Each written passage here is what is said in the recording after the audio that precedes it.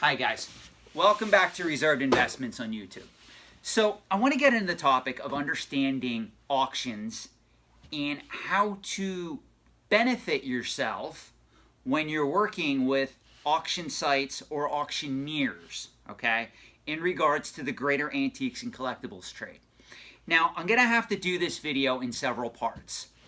In another video, I'm going to look at the buyer's premium, why certain auction houses like Christie's, Sotheby's, Heritage Auctions, Morphy's Auctions, Comic Link, I think they have a buyer's premium in some of their auctions, and Hakes, auction houses like that, charge a buyer's premium, okay?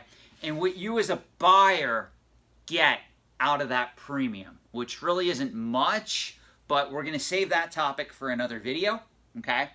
In this video, I want to talk about how to negotiate a seller's consignment contract if you're consigning to a higher end auctioneer, okay? I'm talking about your Heritage Auctions, your Hakes, your Comic Link, your Sotheby's, your Christie's, whatever it is, okay? So I got to set the scene, and I got to make sure that you guys understand how to get a favorable outcome if you're ever going to consign a high value collection to an auction house, okay? This is going to be probably some of the best advice you're ever going to find on YouTube, okay? If you like my content, I strongly urge you to subscribe to this channel and or give this video a like. If there's something that you feel I'm leaving out, if you have critical feedback, please leave a comment, okay? And let me know. I do appreciate it, all right? That said, because of the way I set up this channel, as you guys know, I do write for Antiques and Auction News as a freelance writer, but I don't do any promotional advertising for this channel or the content that I produce. I'm leaving it all up to the YouTube algorithm to locate subscribers and people who are interested in watching my content. That said, I know my audience is limited as a result of that because I'm not like throwing Lego sets at the camera or stacking up, 1,500 Nintendo 3DS games on this counter or table that I'm sitting in front of and showing you guys, something stupid or something of that nature, okay? So I leave it up to you, my viewers, to decide if you value my content, you want to subscribe and become a part of it, or you want to like the video or what have you, okay? That being said, we have to set the stage here, okay? You have to understand there is a fundamental difference between somebody who has 30 high-end or high-grade CGC graded comic books that are all keys from the Silver, Bronze, and Copper Age eras versus somebody that has 2 long boxes of ungraded comic books that are from those same eras in varying conditions, okay? The person who has curated, you're going to encounter that word a little bit more on this channel as we go forward, guys, who has curated their own collection of higher-end, third-party graded collectibles. So we could be talking about coins, currency, comic books, AFA graded action figures and toys, even WATA graded video games, okay? The items that are graded have more liquidity on the open market, number one, and number two, there's less work for the auctioneer or the auction house in regards to those items because they're already graded. For instance, if I send this comic to Comic Link or Heritage Auctions or Hakes, and I go, hey, I want to consign this to your site, they're going to look at this and they're going to go, oh, okay, it's a Legend of Zelda 1 CGC 9.8, okay?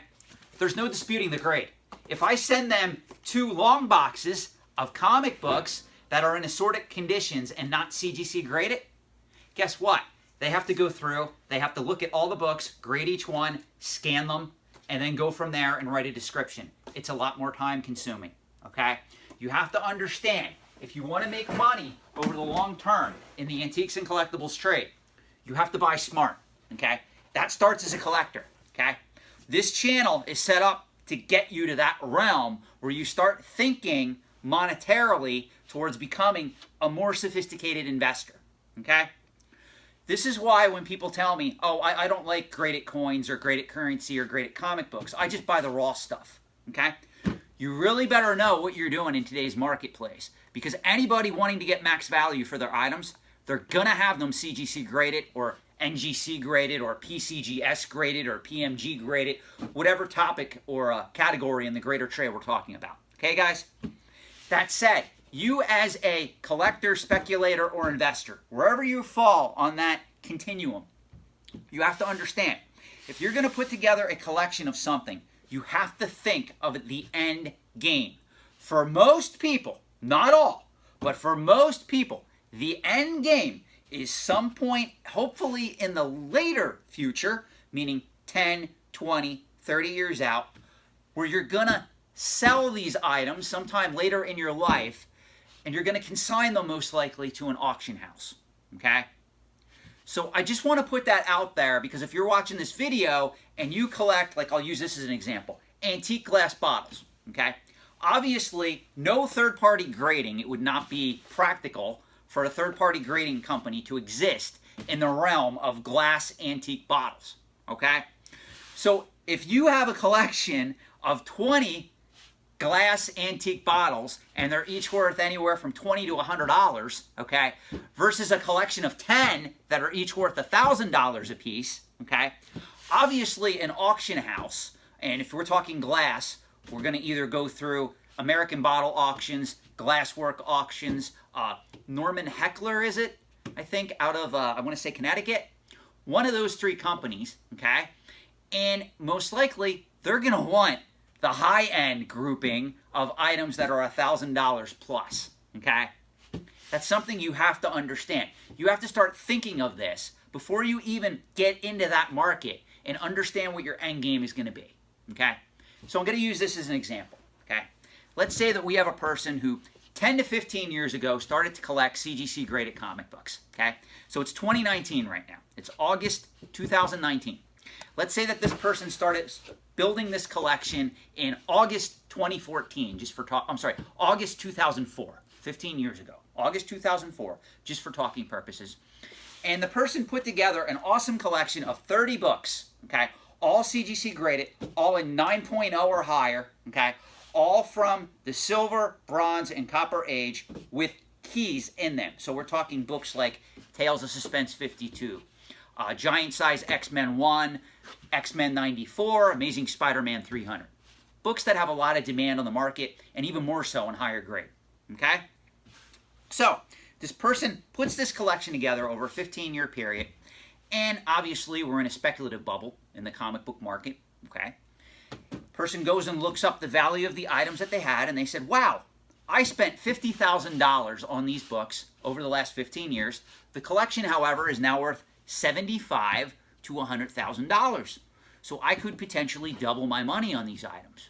Person says, I'm thinking of consigning. You know, I'm looking to get married, have a kid, buy a house, do something else in another collectible realm, whether it be coins, currency, whatever, or even buy real estate, okay, to invest in, what have you, okay? Anyway, they want to sell this collection back onto the market, okay? Most likely, this type of collector was hopefully already doing business with a lot of the big players in the CGC graded comic book auction business, okay? So we're talking your Hakes, your Heritage, your Comic Link, okay? Auction sites of that nature. Now, without getting too technical, okay? Certain auction sites that cater to comic books, okay, also deal better with certain sectors of the market, okay? I'm not going to get into that in this video, but it is a point worth bringing up for a future video or a future topic. Just want to put that out there. That said, this is where the unsophisticated speculator or investor makes his first mistake. This is what he's going to do. He's going to get a book, a list of all the books that he has, and they're great, okay? And he's going to send this off, which you should do, to either Heritage, Hakes, Comic Link, whoever, okay? And without analyzing the markets that these companies serve, okay, they're going to each respond to him, and they're going to go, hey, Mr. Smith, thanks for contacting us today. We would be happy to offer your collection at auction. Here's our consignment fees, and here's a sample contract. If you would like to ship your books to us, we would be sure to get them in the next auction, okay, which is such and such a date, okay? Now, this is what separates the investors like me and all the other people in the antiques and collectibles trade that are hated for being monetarily minded when we enter it, okay, versus the little speculator who just got lucky over the last 15 years by buying the right books that happen to appreciate in value. The speculator is going to go, well, gee, this is awesome. Let me choose the auction house with the lowest consignment rate. And this is where my head drops, okay? That is the dumbest mistake you can make.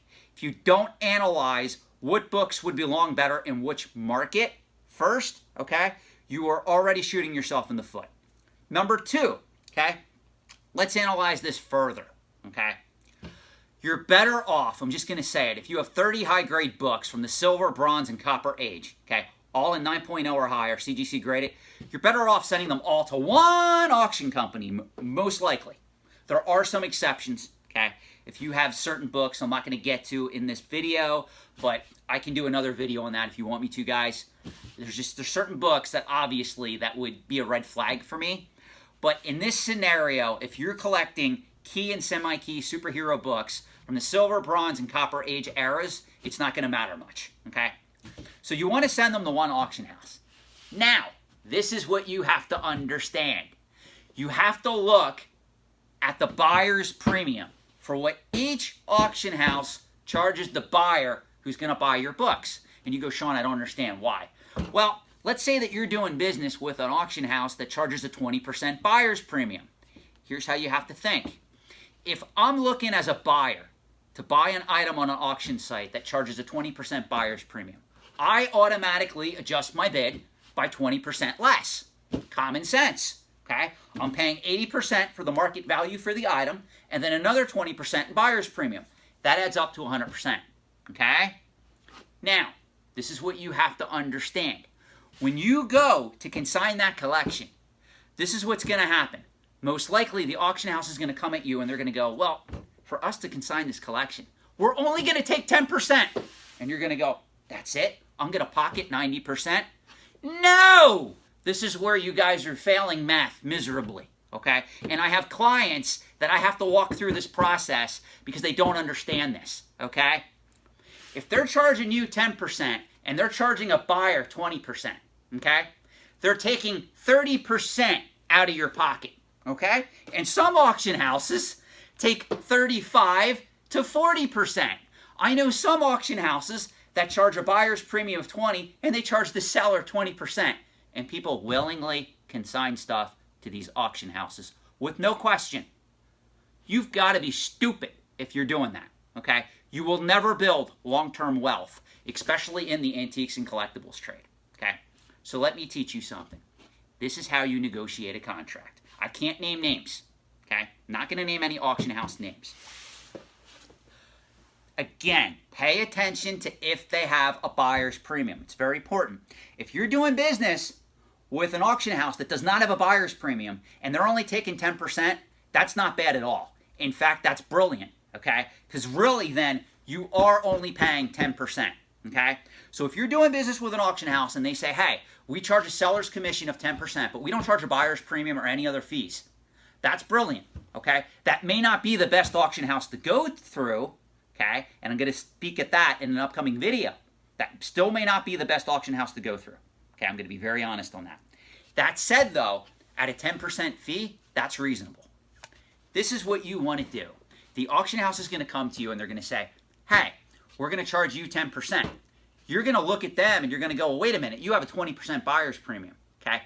Not only do I want to not pay a selling commission, I want part of the buyer's premium to come to me, okay? You can negotiate contracts on higher end collections, especially if they're third-party graded, okay, that are up to 105% of the value, okay? Let me explain what that means in simple terms, okay? Let's say that I consign a collection to an auction house that we're not going to name that has signature auctions or what have you, okay, several times a year. I contact them and I have 30, we're going to use this example again, 30 key books that went up in value significantly over the 15 years that I put together the collection. Okay, it's time to sell. I contact them. They respond and they go, hey, these are our rates. This is what we can do for you. If I see they have a 20% buyer's premium, this is what I'm going to strike back with. I'm going to go, okay, you're charging 20% in the back end. This is what I want to negotiate. I want not only no seller commission, I want part of the buyer's premium coming back to me, okay? Now, most auction houses, you have to understand, they have to make money, okay? You have to let them have their 10 to 15% commission, okay, overall. That's very fair, okay? You are not getting screwed at that point. I want to put that out there, okay? That said, I cannot believe how many people will agree to either consigning something with 0% seller's commission, meaning they're still taking 20% from the buyer and pocketing it, or paying a seller's commission on top of the buyer's premium. What are you guys doing? Now, I have to put a caveat on this. If you only have one book or 5 books and the total collection is 10 grand or even 20 grand, guess what? All your negotiating power is gone. Because to a high-end auction house, okay, even if you're dealing with 10 or 20 books that are $1,000 above in value, to them, I hate to say it, it's peanuts, okay? However, you have a collection of 30 key books that can be flipped like that, okay? That's in the 50, 60, 70,000 range, even the $40,000 range. You should be able to negotiate a favorable contract if the auction house has a buyer's premium, okay? I want to put that out there. And in some cases, actually a lot of cases, those are the auction houses you want to deal with, okay? Does everybody understand? I'm going to end this video here because I don't want to keep rambling on this topic. But if you have any other questions, please put it in the comments, and I will actually do a follow-up to this video. Thanks, guys, and good night.